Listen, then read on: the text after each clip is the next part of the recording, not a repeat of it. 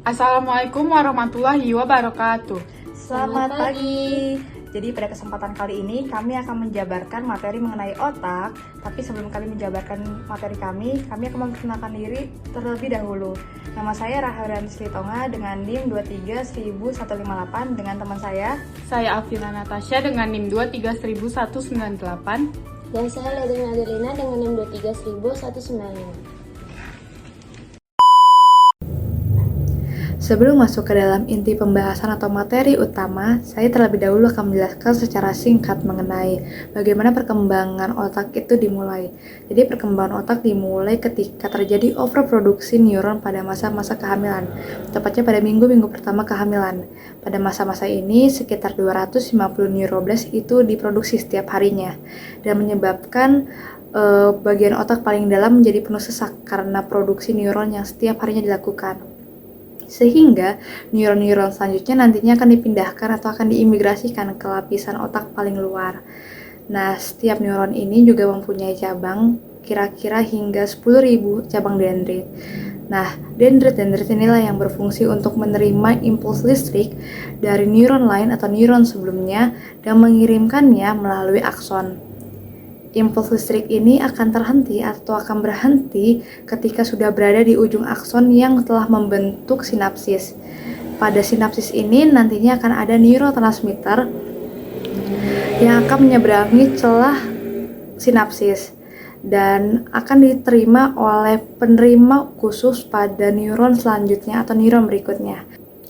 Neurotransmitter juga berfungsi atau bermanfaat untuk menyampaikan pikiran dan perasaan seseorang ke seluruh jaringan syaraf, di mana jaringan syaraf ini merupakan esensi dari memori, kecerdasan seseorang, kreativitas seseorang, dan kemauan seseorang. Sehingga bagian neurotransmitter ini merupakan bagian yang juga penting untuk otak. Itu saja penjelasan saya tentang perkembangan otak dan juga neurotransmitter. Selanjutnya kita akan membahas topik tentang pengertian otak. Jadi otak adalah bagian atau organ tubuh manusia yang paling penting dan terletak di dalam kranium atau tengkorak dan dilapisi oleh selaput otak yang sangat kuat. Otak sendiri juga berfungsi sebagai pusat sistem syaraf pada tubuh manusia yang berfungsi untuk mengatur dan mengkoordinir sebagian besar gerakan tubuh manusia, perilaku, dan juga fungsi tubuh seperti detak jantung, tekanan darah, keseimbangan cairan tubuh, dan juga suhu tubuh. Selain itu, otak juga berfungsi atau bertanggung jawab untuk pengenalan, ingatan, dan juga emosi, juga pembelajaran motorik dan pembelajaran lainnya. Baik, selanjutnya akan saya sajikan pantom otak dari kelompok kami. Jadi ini pantom otak dari kelompok kami, dan berat otak dewasa jika dikurangi cairan tubuh dan juga pembungkus-pembungkusnya itu sekitar 1.400 gram atau 2% dari berat badan seseorang. Dan juga volume otak itu tidak ada hubungannya dengan tingkat kecerdasan atau tingkat kepintaran seseorang.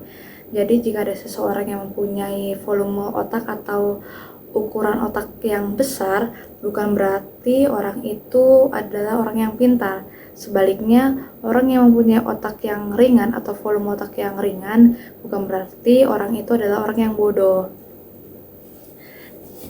Jadi ruang antar bagian di dalam otak itu dilindungi oleh cairan otak, sedangkan bagian luar otak itu terlindungi oleh 3 lapis selaput otak dan juga tulang tengkorak. Itu saja dari pengertian otak. Selanjutnya kita akan membahas tentang bagian-bagian otak.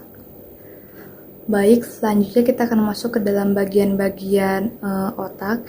Tapi sebelumnya saya hanya akan menjelaskan atau memaparkannya secara umumnya saja, karena bagian yang lebih spesifik nantinya akan disampaikan oleh kedua rekan saya, yaitu Ledrin dan juga Afira. Jadi berikut adalah pantom kelompok kami. Jadi berdasarkan fungsinya, otak itu dibagi menjadi 3. Ada otak besar, ada otak kecil, dan juga otak tengah di dekat batang otak. Jadi fungsi otak besar ini adalah bertanggung jawab dalam penglihatan, pendengaran, kemampuan menyelesaikan masalah, memori, dan bahasa. Sedangkan di bagian otak kecil yang berwarna ungu kepingan ini berfungsi dalam keseimbangan, postur tubuh, kognisi, dan juga bagian dalam hal-hal musik juga ada di bagian otak kecil. Sedangkan di bagian otak tengah di dekat batang otak itu berfungsi atau bertanggung jawab dalam hormon, kemudian emosi, dan juga pola tidur kita. Jadi itu saja dari bagian-bagian otak. Selanjutnya akan disampaikan oleh rekan saya. Terima kasih. Selanjutnya ada cerebrum. Cerebrum merupakan bagian otak manusia yang paling mencolok dan paling besar. Cerebrum terbagi menjadi dua hemisfer yang sangat besar, hemisfer kanan dan hemisfer kiri. Antara hemisfer kanan dan hemisfer kiri terdapat celah longitudinal atau visura longitudinal yang sangat dalam disebut sebagai falx cerebri. Kemudian dihubungkan kembali oleh corpus callosum. Pada cerebrum terdapat 4 lobus. Yang pertama ada lobus frontalis. Lobus frontalis terdapat pada kepala bagian depan kira-kira sejajar dengan tulang dahi. Yang berwarna oranye ini merupakan lobus frontalis. Lobus frontalis ini berfungsi sebagai mengendalikan gerakan, ucapan, perilaku, emosi, kepribadian, dan berperan dalam fungsi intelektual seperti pengambilan keputusan, pemecahan masalah, perencanaan, dan penalaran. Individu yang mengalami kerusakan frontal cortex mengalami ketidakmampuan mengikuti korteks sehingga mereka memiliki perilaku yang tidak pantas dan impulsif. Yang kedua ada lobus parietal atau parietalis. Lobus parietal terletak di belakang lobus frontal yang berfungsi untuk mengendalikan sensasi seperti sentuhan, tekanan, suhu, dan juga berperan dalam mengendalikan oriental spasial atau pemahaman tentang ukuran, bentuk, dan arah. Ketika seseorang mengalami gangguan pada lobus parietal atau parietalis, mereka tidak akan bisa mengkoordinasikan apa yang mereka lihat dengan kemampuan motorik. Yang ketiga ada lobus temporal atau temporalis yang berwarna biru ini terletak di kiri dan kanan otak. Dia terletak di dekat telinga. Lobus ini memiliki fungsi dalam mengendalikan indera pendengaran, ingatan, emosi, dan berperan dalam fungsi berbicara. Dan yang keempat ada lobus occipital. Lobus occipital terletak di bagian otak paling belakang. Ini yang berwarna ungu tua ya. Lobus occipital berfungsi untuk mengendalikan penglihatan atau untuk melaksanakan proses awal penglihatan. Selanjutnya ada cerebellum atau otak kecil. Otak kecil terletak di bagian belakang otak di bawah lobus occipital. Ini adalah otak kecil. Sama seperti cerebellum atau otak kecil memiliki dua belahan. Otak kecil bertanggung jawab dalam mengendalikan gerakan, menjaga keseimbangan, serta mengatur posisi dan koordinasi gerak tubuh. Otak kecil juga berperan dalam mengendalikan motorik halus seperti menulis, melukis, koordinasi tangan, dan koordinasi kaki. Nah, jadi intinya cerebellum itu memiliki fungsi untuk mengatur kontrol bawah sadar, aktivitas motorik, dan berperan dalam koordinasi otot sebagai keseimbangan. Cerebellum itu sendiri memiliki 3 bagian. Di antaranya yang pertama ada vestibulocerebellum. Vestibulocerebellum ini memiliki fungsi untuk mengatur keseimbangan dan kontrol gerakan mata. Yang kedua ada spinocerebellum. Spinocerebellum sendiri memiliki peran yang sangat penting dalam memastikan waktu yang tepat terhadap kontraksi sendi otot untuk mengkoordinasikan gerakan yang melibatkan banyak sendi.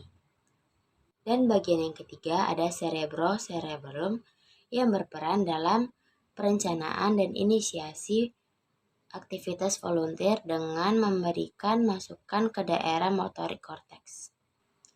Cerebrocerebellum juga merupakan bagian cerebellum yang menyimpan ingatan prosedural. Berikutnya yaitu batang otak. Batang otak itu memiliki 3 bagian, diantaranya otak tengah atau diencephalon, pons faroli, dan juga medula oblongata. Otak tengah sendiri terdapat pada bagian atas batang otak yang secara umum memiliki fungsi untuk mengendalikan keseimbangan dan gerakan-gerakan mata. Otak tengah sendiri dapat dibagi menjadi 2 tingkat. Pada tingkat pertama itu disebut atap. Atap ini sendiri mengandung banyak pusat refleks yang memiliki peran penting untuk penglihatan dan juga pendengaran. Lalu pada tingkat kedua itu ada jalur motorik besar. Jalur ini turun dari kapsula interna bagian dasar otak tengah, kemudian melewati pons dan medula oblongata menuju sumsum tulang belakang. Otak tengah merupakan wilayah dengan banyak sistem serat saraf naik dan turun untuk berhubungan dengan bagian otak yang lebih rendah maupun yang lebih tinggi. Otak tengah merupakan bagian terkecil dari batang otak dengan ukurannya sekitar 1,5 cm. Kumpulan sel-sel di dalam batang otak menentukan kewaspadaan dan mengatur fungsi bertahan hidup mendasar seperti bernafas, detak jantung, dan tekanan darah. Pada otak tengah, terbagi lagi menjadi 2 bagian utama, yaitu tegmentum dan tektum.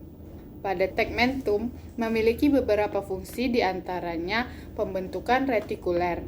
Area yang sangat beragam dan integratif ini berisi jaringan inti yang bertanggung jawab atas banyak fungsi vital, termasuk gairah seks, kesadaran, siklus tidur dan bangun, koordinasi gerakan tertentu, serta mengontrol kinerja jantung. Lalu yang kedua ada materi periaqueductal gray atau PAG. Area ini memainkan peran utama dalam memproses sinyal nyeri, fungsi otonom, dan respon perilaku terhadap rasa takut dan kecemasan.